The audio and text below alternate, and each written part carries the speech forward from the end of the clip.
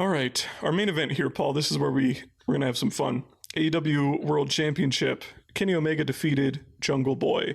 I thought the match was excellent, one of the best Dynamite matches all year. The story for me was just how popular Jungle Boy is. There are a lot of people I think on AEW who get reputations being like, "Oh, this guy's so popular, this guy's so over with the live crowd," that type of stuff. Okay, Jungle Boy is over with the live crowd. Like, he's got it. They love the Jungle Boy. So immediately, okay, I thought this opening point was like stupid. Like, just make the match no seconds if you're going to do this. Marco Stunt like freaked out for no reason and immediately got ejected, and then so did the Good Brothers. So it was like, just don't even have him out there. It's okay. In any case, we got the match here. Tons of back and forth stuff. Obviously, Omega got the heat for a commercial break really quickly, but then after that, it was just all kinds of back and forth action, a ton of V triggers. Jungle Boy got all of his signature spots in, like his springboard arm drag, his float in DDT, his rebound clothesline, he locked in the snare trap a few times. He hit a great reverse Rana countering a one-winged angel that Omega just stuck himself on. And then of course Omega got all of his signature stuff in as well. A million V triggers. The J Driller at the very end, and then of course the one-winged angel to win it. Really good back and forth match. There was a good near fall at the end where Omega went for the one-winged angel, and Jungle Boy turned it around and just essentially rolled him up, and it was a really just perfectly timed near fall that I thought was one of the better near falls that Dynamite has had. So the crowd popped for that one big. They thought Jungle Boy had it. In any case, at the very end, it was Omega hitting the one-winged angel to win and retain. And then I assume everything from then on is where you have your issues, Paul. So Omega looked like he was going to use the belt. I'll just recap it real quick. Omega looked like he was about to use the belt to attack Jungle Boy. Christian ran out and sent him packing. Matt Harvey and Private Party ran out and attacked Christian.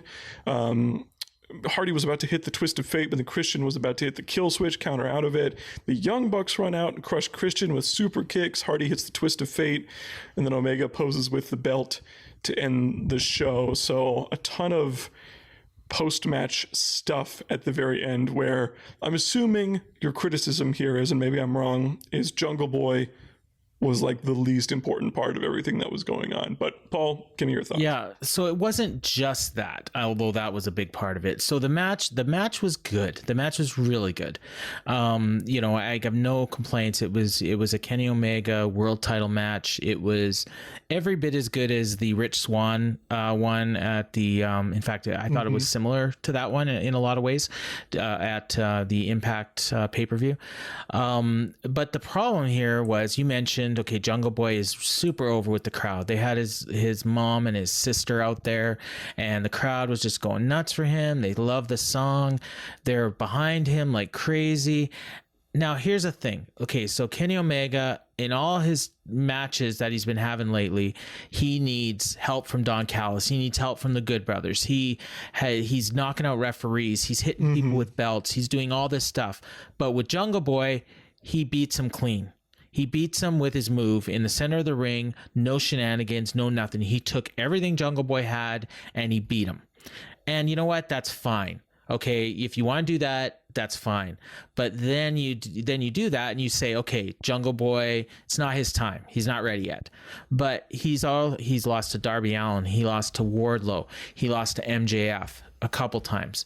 He loses all his big matches. And how long is that going to continue and the fans are going to keep cheering for him? I don't know.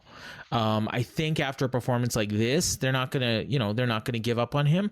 But I feel like that ending is almost like it's designed to give up on him, to say, you know what? Yeah, you like this guy. Like, if this was Vince, put it this way, if this happened in WWE and they took a hot young babyface and beat him like this, and then had someone else, like a guy from 30 years ago, come out and make the save for him, and then that leads to Matt Hardy running out, and now Matt Hardy and Christian are fighting, and then the Bucks are out there, and then it's like, I forgot that Jungle Boy was even in the match, by the end of it, because there were so many other people out there. Where was Jungle Boy? Like, he just disappeared.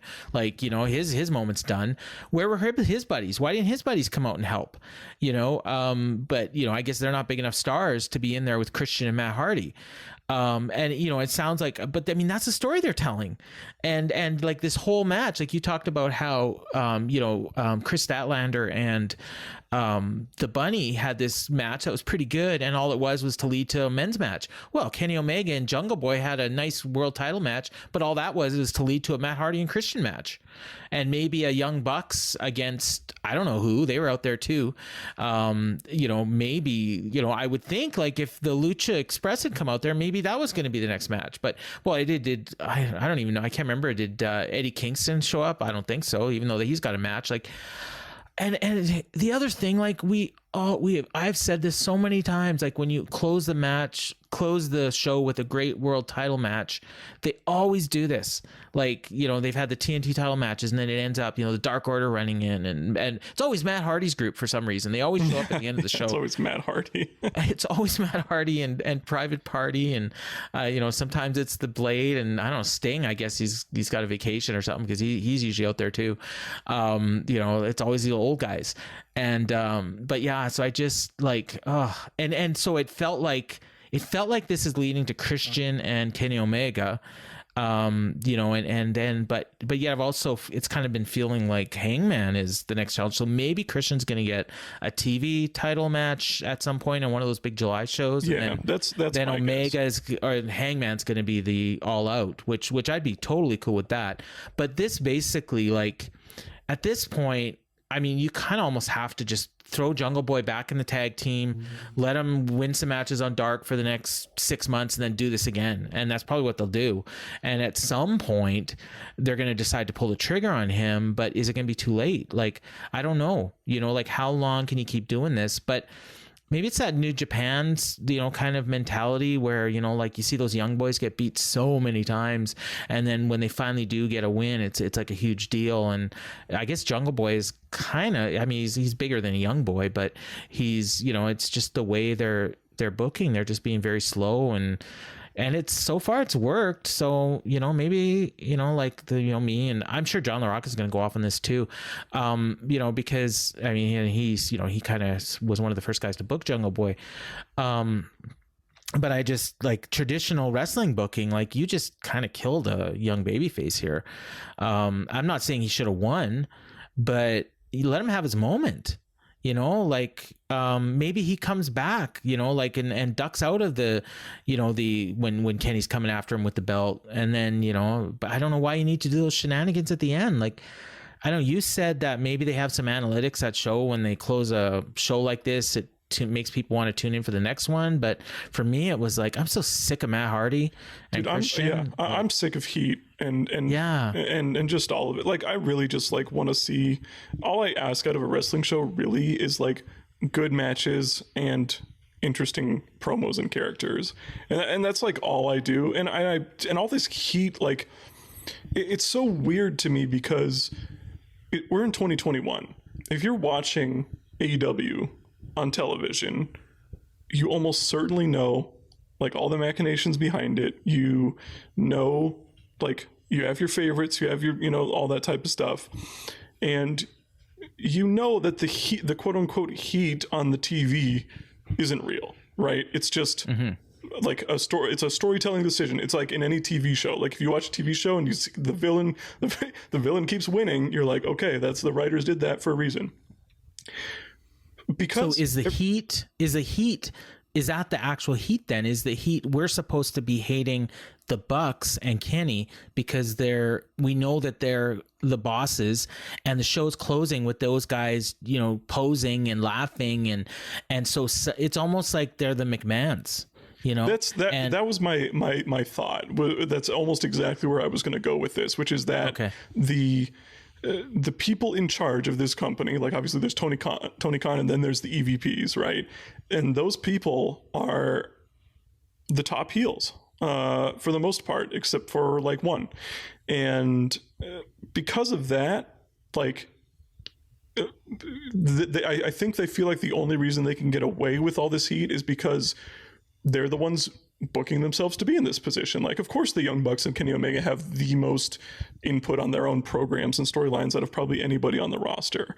But for me, I just don't know who it's entertaining to. I don't know who like watches wrestling and like watches for that. Like, it worked in a certain era and in a certain context, but for me, just for me personally, and I can't speak for anybody else, it's not at all what I like in wrestling. I watch it like I can go watch like a horror movie or something if I want to see heat the whole time, right? I watch wrestling because it's the only place that has cool wrestling matches, because UFC can sometimes get boring, and professional wrestling is the only place that does that specific thing. Anything else that they do, and that's kind of what I was getting at with like the social issues stuff. Yeah. It can, whether it's comedy, whether it's, you know, anything really, can almost certainly be done in a different medium better. The one thing wrestling has for it over everything else is wrestling, in-ring wrestling. So if you just make that the focal point of your show, you can still have heat, and that's what makes it impactful. If you remember New Japan a couple years ago, when Kenta beat up, or when Kenta was just turned on all the members of Chaos, and then Katsuyori Shibata returned and made his big return and killed Kenta with a running dropkick, and that's the only time he's done anything physical in the last 4 years in terms of wrestling. That's like an awesome moment, is because New Japan never ever runs angles like that. But it's every single week in AEW, and it's just not. It's not for me. It's not what I like. I liked everything up until the finish, and then I didn't hate it for the same reasons that you did, or to the extent that you did, because I still think it was a pretty star-making performance for Jungle Boy. But in terms of the actual heat and the actual like entertainment value of it, I'm completely with you. So just to be clear, you thought that this was a star-making performance for Jungle Boy just because of his performance in the match? I do. Yeah, I think he had a fantastic performance, and he went one-on-one with Kenny Omega for 19 minutes or whatever it was, and had a fantastic match, and the crowd adored him throughout it. And but do you agree that, like, of all the people that Kenny's been in the ring with, he beat him much easier than he beat any of them? So do you not say it's logical to assume that we're supposed to believe that Jungle Boy is slotted beneath all the other people, Mox, Orange Cassidy, Pac, anybody else I'm forgetting, that Eddie Kingston, that he's been in the ring with, that he's beaten, but he needed help from Don Callis, he needed help from the Good Brothers, he needed to get himself disqualified or whatever, his new DQ match. I think what partially goes... Or am I thinking too much about this? Well, I mean, just my opinion is different than yours, so... Sure, yeah. I mean, my thought is that because Omega was in big trouble, and he did use a distraction at one point, and because remember the Good Brothers ran out and Kazarian chased him off, right? Maybe I missed that part. The Good Brothers ran out, and Kazarian and Jurassic Express ran him off. Maybe I gotta watch it again. I'm being totally serious there. And then the other thing was Omega. The story of the match, like the actual like psychology of the match, was that Omega kept taunting Jungle Boy's hair and messing with it, and that was how he escaped the snare trap at the very end, was with the hair. Like, he would have tapped out had he not pulled Jungle Boy's hair. Like, Jungle Boy was that close to winning the world title, and he was 1/10 of a second away from winning the world title. Thanks for watching. If you'd like to check out more of our stuff, hit that subscribe button. We're adding more video podcasts to our rotation.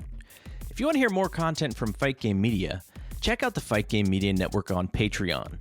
We have podcasts at least 5 days a week, and often more, depending on which tier you choose. With Tier 1, you'll get pro wrestling podcasts for $2.99 a month. If you're an MMA or boxing fan, or just want even more pro wrestling audio content, check out our $7.99 a month tier. In that tier, you may even hear AEW rockstar Jon Moxley join us now and again. Also, check us out on Twitter and Instagram at Fight Game Media.